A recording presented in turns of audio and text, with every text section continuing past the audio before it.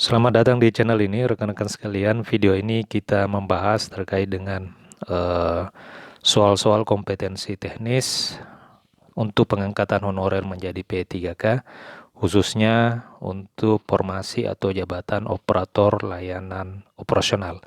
Jadi operator layanan operasional ini merupakan jabatan pelaksana yang baru yang bisa dilamar oleh para honorer dengan memiliki ijazah SMA ya, SMA atau SLTA sederajat. Nah, rekan-rekan, bagi rekan-rekan yang ingin mendapatkan paket soal beserta dengan jawabannya, rekan-rekan bisa menghubungi admin kami.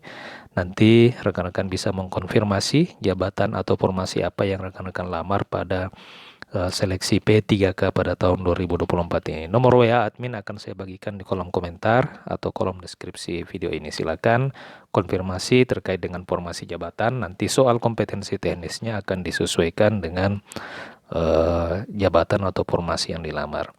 Nah, rekan-rekan, kita mencoba menjawab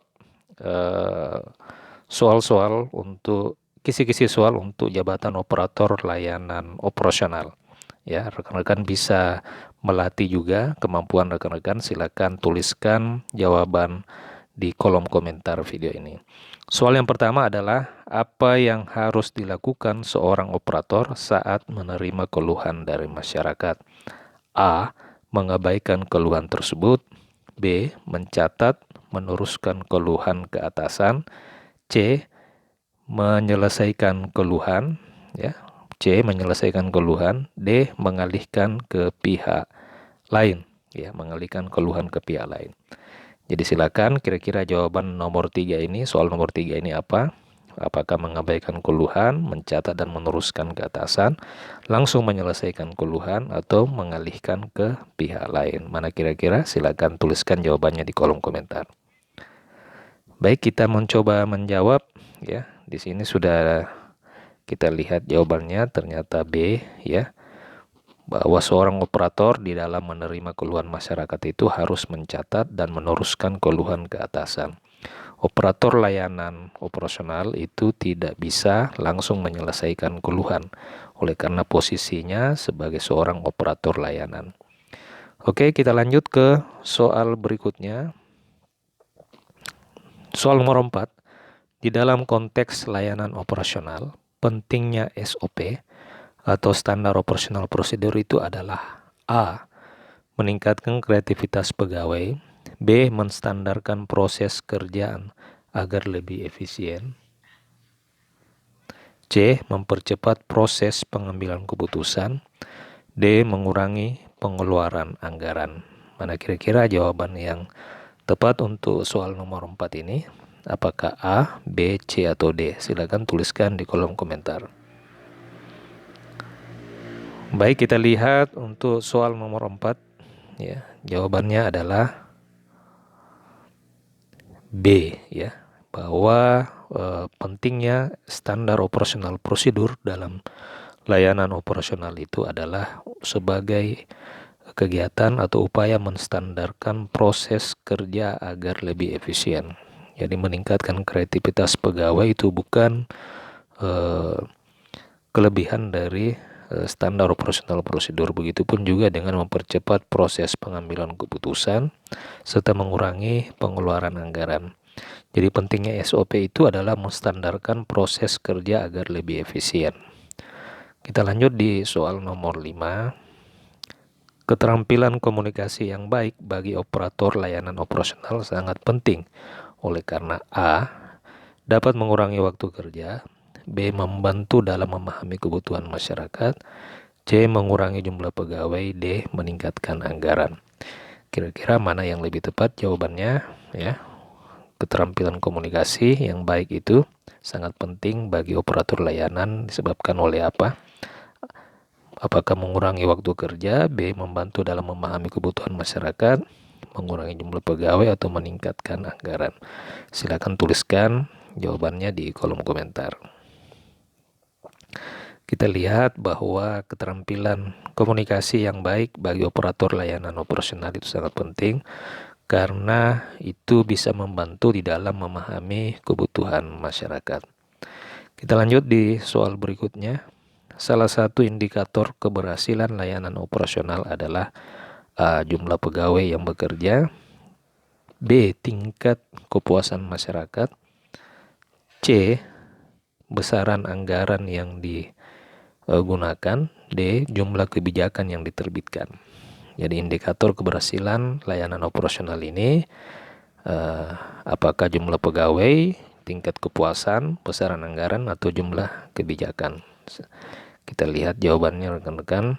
Jawabannya adalah B, bahwa salah satu indikator keberhasilan layanan operasional yakni tingkat kepuasan masyarakat. Jadi ini salah satu indikator bahwa layanan operasional itu sudah berhasil. Kita lanjut ke soal berikutnya. Soal nomor 8 ya. Apa tujuan dari evaluasi layanan operasional? Apakah menyusun rencana kerja, B. meningkatkan kinerja dan efisiensi, C. menambah anggaran, D. mengurangi jumlah pegawai. Jadi apa tujuan utama dari kegiatan evaluasi layanan operasional ini? Apakah menyusun rencana kerja, meningkatkan kinerja dan efisiensi, menambah anggaran, atau mengurangi jumlah pegawai? Silakan tuliskan di kolom komentar kira-kira jawabannya A, B, C, atau D. Baik, kita lanjut di tujuan dari evaluasi layanan operasional, yakni meningkatkan kinerja dan efisiensi organisasi. Inilah salah satu tujuan dari kegiatan evaluasi terhadap proses layanan operasional yang dilakukan oleh organisasi. Nah, kita lanjut di soal nomor 9. Di dalam situasi darurat, apa yang harus dilakukan oleh operator layanan operasional? Jadi, dalam situasi darurat, operator layanan operasional ini memiliki fungsi sebagai apa, ya? Jadi kita harus tahu posisi operator layanan operasional. A. Menunggu instruksi dari atasan, B. Segera melaporkan kepada pihak berwenang, C. Mengabaikan situasi tersebut, D. Menghentikan semua kegiatan. Kira-kira jawabannya A atau B? Kita lihat saja, jawabannya adalah B. Yakni apabila dalam situasi darurat, maka seorang pejabat operator layanan operasional harus segera melaporkan kepada pihak yang berwenang. Tidak harus menunggu instruksi dari atasan, akan tetapi harus segera melaporkan kepada pihak berwenang apabila kondisinya dalam situasi yang darurat. Oke, kita lanjut ke soal nomor 10. Perilaku profesional seorang operator layanan operasional meliputi tidak peduli dengan pekerjaan, komunikasi yang buruk, sikap proaktif dan responsif, serta D. tidak mau bekerja sama. Jadi mana yang termasuk dari perilaku profesional seorang pejabat operator layanan operasional? Tentu jawabannya adalah C, yakni sikap proaktif dan responsif. Sikap inilah yang harus dimiliki seorang operator layanan operasional. Perilaku untuk tetap proaktif dan responsif harus selalu dimiliki oleh seorang operator layanan operasional. Kita lanjut ke soal berikutnya. Manakah dari berikut ini yang merupakan bentuk layanan pelanggan yang baik? A. Mengabaikan pertanyaan pelanggan, B. Memberikan informasi yang akurat dan cepat, C. Membuat pelanggan menunggu terlalu lama, D. Menolak untuk mendengarkan keluhan. Tentu di sini kita langsung bisa jawab bahwa salah satu bentuk layanan pelanggan yang baik yakni memberikan informasi yang akurat dan cepat. Inilah yang dibutuhkan di dalam sebuah organisasi atau di dalam sebuah layanan operasional.